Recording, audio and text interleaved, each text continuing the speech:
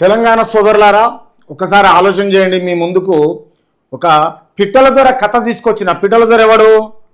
ఒక వైఆర్టీవీ అంట. ఈరోజు రాష్ట్ర సీఎంను పట్టుకొని అబద్ధాల రేవంత్ అంటుండు. రేవంత్ అబద్ధాలు ఎట్లా చెప్పిండు? వాడు 10 సంవత్సరాలు తప్పు చేసి అధికారంలో నుంచి అప్పుల పాలు చేసిండ్రా బాబు అంటే ఆని రూటు చేంజ్ చేసి అధికారంలోకి రావడానికి అబద్ధాలాడి వచ్చిండు. కానీ ఈ అబద్ధాలు నెరవేర్చుతా అంటున్నాడు. ఈరోజు లక్ష్మీ నరసింహస్వామి ముంగలికి పోయి ఓటుకు నోటు కేసు గురించి పదే ఎవరైతే ఈ రేవంత్ రెడ్డిని అని నిరూపిస్తా అనుకుంటుండో దీన్ని క్రియేట్ చేసిందే కేసీఆర్, కల్వకుంట్ల కేసీఆర్. ఆ కేసీఆర్ తప్పు చేసిండు. ఎందుకు? ఈ సెబెస్టిన్ ఒకడు, తర్వాత ఎర్రబల్లి దయాకర్ రావు ఒకడు టీడీపీ ప్రభుత్వంలో ఉన్నప్పుడు అప్పుడు జరిగింది. ఈరోజు ఫోన్ ట్యాపింగ్ అని తెలిసిపోయింది కదా. అంటే ఫోన్ ట్యాపింగ్ వీళ్ళ దగ్గర ఉన్నది కాబట్టి ఏది చేయడానికైనా చాలా అనుకూలము. ఆ అనుకూలతను ఉపయోగించుకొని రేవంత్ రెడ్డిని ఇరికియాలని. ఎందుకంటే రేవంత్ రెడ్డి చాలా ఘాటుగా, హాట్గా, బ్రహ్మాండంగా రాజకీయంలో ఒక తెలివైనోడు, ఒక AK-47. ఇతను ఒక రేంజ్లో రాజకీయంలో డెవలప్ అయిపోతే నాకు ఎక్కడ అడ్డమవుతుందో, ఏ ప్రాబ్లం అవుతుందో, నేను సంపాదించుకోలేకపోతానేమో. అరే ఈరోజు పదే రేవంత్ రెడ్డిని మొత్తం ఏంటంటే అనగదొక్కాలని చూసిండు కేసీఆర్. ఎందుకంటే 2004-05 నుంచి ఆల్రెడీ ఆయన బీఆర్ఎస్లో ఉంటే, టీఆర్ఎస్ ఉండే అప్పుడు ఉంటేనే ఆయనకు ఛాన్స్ ఇవ్వకపోతేనే అందులోకెళ్ళి బయటికి వెళ్ళిండు రేవంత్ రెడ్డి. వెళ్ళి మళ్ళా ఆయన ఎమ్మెల్సీ ఏమంటారు జడ్పీ చైర్మన్ అయ్యిండు, తర్వాత ఎమ్మెల్సీ అయిపోయిండు, మళ్ళీ ఎమ్మెల్యే అయిపోయిండు. తర్వాత మొన్న 2019లో మళ్ళా తిరిగి ఈయనని ఏం చేసిరు అంటే 2019లో MP ఎలక్షన్లలో గెలిచి బ్రహ్మాండంగా మళ్ళీ తిరిగి ఇప్పుడు 2023లో డిసెంబర్ 3 తారీఖు నాడు రిజల్ట్ వచ్చినాక కాంగ్రెస్ పార్టీని ఒక ఊపు అందుకొని తెలంగాణ రాష్ట్రమంతా రాష్ట్రం పర్యటించి తిరిగి తెలంగాణ రాష్ట్రానికి ఒక ముఖ్యమంత్రి అయ్యిండు. రాష్ట్ర ప్రజలు మొత్తం సహకరించిండు, ఆయన వాళ్ళకు సహకరించిండు. కాబట్టి ఈ విషయంలో రేవంత్ రెడ్డిని ఒక బ్రహ్మాండమైన రేంజ్లో ఈరోజు తెలంగాణ రాష్ట్ర ప్రజల గురుంటే ఆ ఫేస్ ఎట్లా చూపిస్తున్నాడు చూడు. ఈ దొంగ ఎవరు? రేవంత్ రెడ్డిని ఈ దొంగ ఇట్లా చూపిస్తున్నాడు ఒక యూట్యూబ్ ఛానల్ ద్వారా. అంటే దీనికి కారకుడు ఎవడు? కల్వకుంట్ల కేసీఆర్. ఈ ఓటుకు నోటు దొంగ కేసులా క్రియేట్ చేసింది కేసీఆర్. ఆ కేసీఆర్కు వీడు సపోర్ట్ చేస్తుండు. కాబట్టి ఇప్పుడు ఏమంటే అబద్ధాల రేవంత్ ఎట్లయితాడు? ఆడ 10 సంవత్సరాలు దొంగతనం చేసి అబద్ధాలు ఆడి వాగ్దానాలు చేసి అట్లనే ఉన్నాయి కదా. ఫోన్ ట్యాపింగ్ కేసులు అట్లనే ఉన్నాయి కదా. సారా దుఃఖం అట్లనే ఉంది కదా. కొడుకు సంతోష్ టానిక్ దుఃఖం అట్లనే ఉన్నది కదా. హరీశ్రావుది మొత్తం అట్లనే ఉన్నాయి కదా. సంపాదించుకున్నారు ఏమిటికి పనికి రాకుండా. ఇలా రెడీమేడ్ పరిపాలన వస్తే వాడేదో పెద్ద డెవలప్ చేసిండు. ఏం డెవలప్ చేసిండు? 8 లక్షల కోట్ల అప్పు చేసిపోయింది ఇలా తెలంగాణ ప్రజల మీద. పుట్టబోయేటోని గిన అప్పు చేసిండు. సిగ్గుండాలే జర్నాన. తెలంగాణ రాష్ట్రంలో కల్వకుంట్ల కేసీఆర్, ఆ కేసీఆర్కు సపోర్ట్ చేస్తే ఆడో దొంగ వీడో దొంగ. ఈ దొంగలకు ఈ యూట్యూబ్ ఛానల్ వీడో దొంగ ఇలా మాట్లాడుతుండే. ఏం మాట్లాడతాడంటే రేవంత్ రెడ్డి అంట ఓటుకు నోట్లో ఇరుకుతాడంట, బయటికి రాంట. వీడు చెప్తాడు వీడు జడ్జిమెంట్ వినాలి. సోదరులారా వినండి. పాలిటిక్స్ బెదిరింపు రాజకీయాలకు దిగిన సీఎం PM మతం పేరుతో ప్రజలను రెచ్చగొడుతున్నది మోడీ.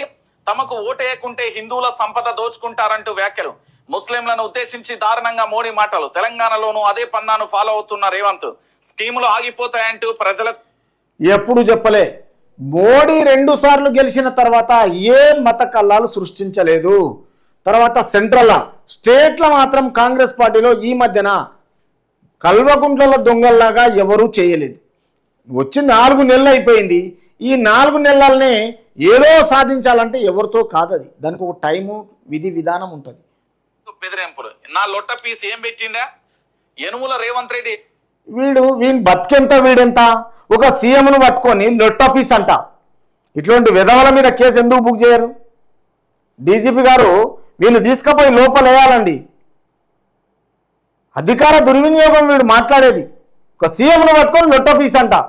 ఇంటి పేరుతో ఏకవచనంతో మాట్లాడుతున్నాడు విధవ. స్కీమ్ అమలు చేసిన ఉచిత బస్సు ఎవరికి కావాలని అడిగారు. వాళ్ళ ఎజెండాది. వేరే స్టేట్లో ఏదైతే పెట్టుకురో గెలవడానికి వాళ్ళ ఎజెండా నీకు చెప్పి చేస్తారా? నువ్వు వాళ్ళ సంఖ్య నాకుతావు కదా. నువ్వు ఓటు అయినప్పుడు నీకు రైట్ ఎక్కడిది? ఓటేసిన రాష్ట్ర ప్రజలకు రైట్ ఉంటుంది. నీకెట్లా ఉంటుంది రా నువ్వు అడగడానికి? ఉందా ఏరుకొని తినటోడా నువ్వు ఇప్పుడు? ఉచిత బస్సు వల్ల ప్రయోజనాలు ఏందో చెప్పు. ఉచిత బస్సు వల్ల ఏం ప్రయోజనం వచ్చిందో చెప్పు. పోనీ మీ ఇంకే చెప్పాలి. ఎవరన్నా రోజు బస్సులలో పోతాలా? మీ మంత్రులు ఏమన్నా బస్సులలో పోతాలా? ఎవరన్నా బస్సులలో ఇతను చూడండి, స్పష్టంగా తెలంగాణ రాష్ట్రంలో పుడితే వీనికి ఏదైనా అర్థమవుతుంది. వీని ఎన్నో దత్తత తీసుకున్నట్టున్నారు.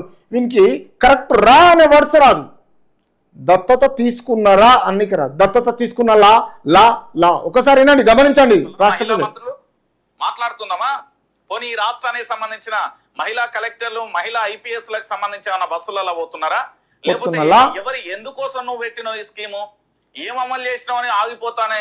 కల్వకుంట్ల చంద్రశేఖరరావు మహానుభావుడు ఏడున్నాడో అద్భుతమైన దొంగరా. కల్వకుంట్ల చంద్రశేఖరరావు హెలికాప్టర్ ఉన్నాడు తెలుసారా నీకు? ఇన్ని ఎకరాలు చేసిండు తెలుసా నీకు? ఇలా జొన్నాడ మొత్తం కబ్జా చేసిండు, రోజు టీవీలో వస్తున్నాయి తెలుసా నీకు? కొడుకు అల్లుడు ఏం చేసిండు తెలుసా నీకు? బిడ్డ ఏం చేసింది తెలుసారా? సిగ్గు లేదురా అలా సంకనాకనికే. రకాలను పెట్టిండు. దళిత బంధు అన్నాడు, బీసీ బంధు అన్నాడు. నేను చెప్తున్నా, గొర్రెల పంపిణీ చేసిండు. గొర్రెల పంపిణీ చేసి తలసానితోటి గొర్రెలు కొనుక్కుంటే బిల్లులు చూపించుకున్నారు. చేపలది అట్లనే, గొర్రెలది అట్లనే.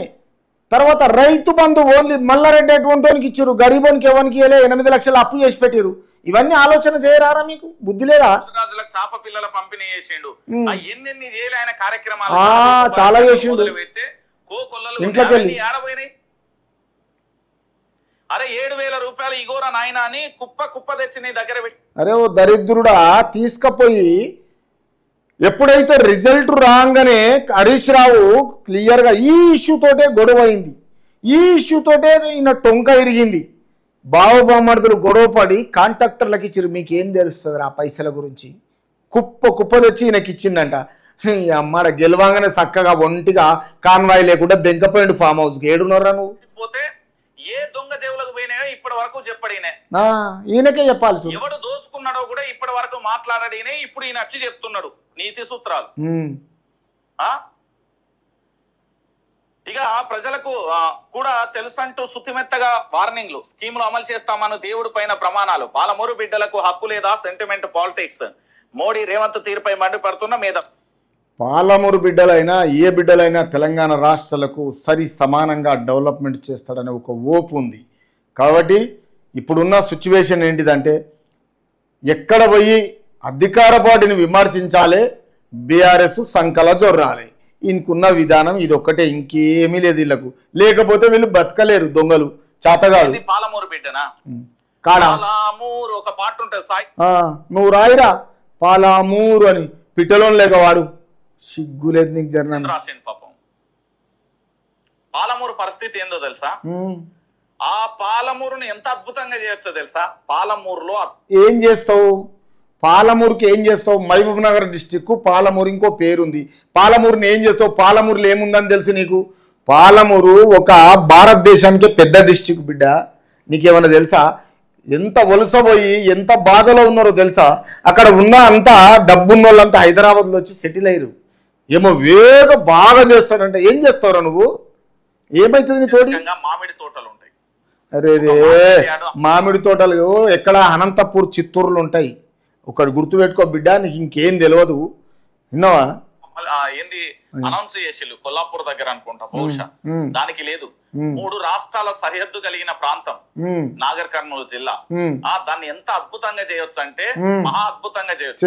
ఏం చేస్తావు? ఏమన్నా సెంట్రల్ నుంచి కాలేజీలు, స్కూళ్ళు వచ్చినాయా? పోనీ రోడ్ల వ్యవస్థ, రవాణా రోడ్ల వ్యవస్థ అయినా, కాలేజీలు వచ్చినాయా, డెవలప్మెంట్ వచ్చిందంటే వాడు 10 సంవత్సరాలు చేసినోడే దొంగ తయారై అప్పులు చేసిపోయాడు. 4 నెలలకు ఎట్లా వస్తాయి రా భయ్? నాకు అర్థమైతే లేదు. చదువుకోలేదారా? నెలకు 30 రోజులు అన్నప్పుడు 4 అరే 5 సంవత్సరాలు టైం ఇచ్చారు. అప్పటిదాకా ఓపిక లేదారా? సిగ్గులేనోడా. రహదారులు ఏమన్నా ఉన్నాయా? పాలమూరు బిడ్డ అని చెప్తున్నా కదా, పాలమూరు ఎంత అధ్వానంగా ఉన్నది తెలుసా? రోడ్లు రహదారి అంటే RRR మొత్తం 30 ఏళ్ళ లీజుకి ఇచ్చిండు. అప్పుడే మొత్తం నాకేసిండు, సంఖ నాకేసిండు కేసీఆర్. ఎవరికేమిచ్చిండు? ఖజానా ఖాళీ చేసి మొత్తం మీ అటువంటి బిచ్చగాన్లకు బిచ్చం వేసినట్టు తయారు చేసిండు. అందుకే గనెట్లు వేస్తున్నావు బిడ్డ. కేసీఆర్ వచ్చిన తర్వాత పూర్తి స్థాయిలో కూడా ఎంతో కొంత లాభం జరిగింది తప్ప లేకపోతే లేని పరిస్థితి కదా. మళ్ళీ ఎట్లా కాంగ్రెస్కి ఎట్లా సంఖ నాకినావు అప్పుడు మరి కేసీఆర్కి ఎందుకు నాకలేదు? కేసీఆర్ను ఎందుకు విమర్శించలేదు? అప్పుడు విమర్శించినవుగా కేసీఆర్ను. అప్పుడు కాంగ్రెస్ దిక్కే మాట్లాడినావు. ఇప్పుడు ఏమైంది? ఓహో గన్నెట్లు ఎక్కువేసి పైసలు ఎక్కువేసి నా బిడ్డ. రైట్ కరెక్టే. మొత్తం ఏం లేదు, ఎట్లా గెలవాలి ఎవరిని ఎట్లా మోసం చేయాలనే తప్ప ఏది. నీ అంత మోసగాడైతే ఎవరు లేడురా. కాబట్టి తెలంగాణ సోదరులారా ఒక్కసారి గుర్తుపెట్టుకోండి, ఇట్లాంటి దొంగలు చాలామంది ఉండరు, పట్టించుకోదు. మన తెలంగాణ రాష్ట్ర ప్రజలు మన రాష్ట్ర సీఎం తోటి ఎలా పనిచేయించుకోవాలి, తర్వాత ఎలా డెవలప్మెంట్ చేసుకోవాలి, ఎలా ఉద్యోగాలు తెచ్చుకోవాలి, రేపు పార్లమెంట్ ఎలక్షన్లో ఎలా గెలిపించుకోవాలి, తెలంగాణ అసెంబ్లీ ఎలక్షన్ అయినప్పటి నుంచి మిగతా వాళ్ళ వాగ్దానాల ప్రకారము, వాళ్ళ ఎజెండా ప్రకారము, వాళ్ళ మేనిఫెస్టోని ఎలా రిలీజ్ చేసుకోవాలి, కష్టపడి తెలంగాణ రాష్ట్రంలో ఏ ఒక్కరికి ఏ ప్రాబ్లం రాకుండా రైతులు బాగుండాలి, ఉద్యోగస్తులు బాగుండాలి, తర్వాత స్టూడెంట్స్ బాగుండాలి, ఆ కోణంలో ఆలోచన చేసి దేవుడి దయ వల్ల తెలంగాణ రాష్ట్రం బాగుపడేటట్టుగా ఇప్పుడున్న ప్రజల గురించి ఆలోచన చేసి చిరస్థాయిగా ప్రజల హృదయాల్లో నిలిచేటట్టుగా కేసీఆర్ లేక మనకు దొంగ పనులు అవసరం లేదు. ఈ దొంగ పనులు ఈ 10 సంవత్సరాలు అవసరం లేదు. ఉన్న 5 సంవత్సరాల్లోనే ఈ రేవంత్ రెడ్డితోటి పని చేయించుకున్న బాధ్యత తెలంగాణ రాష్ట్ర ప్రజలది.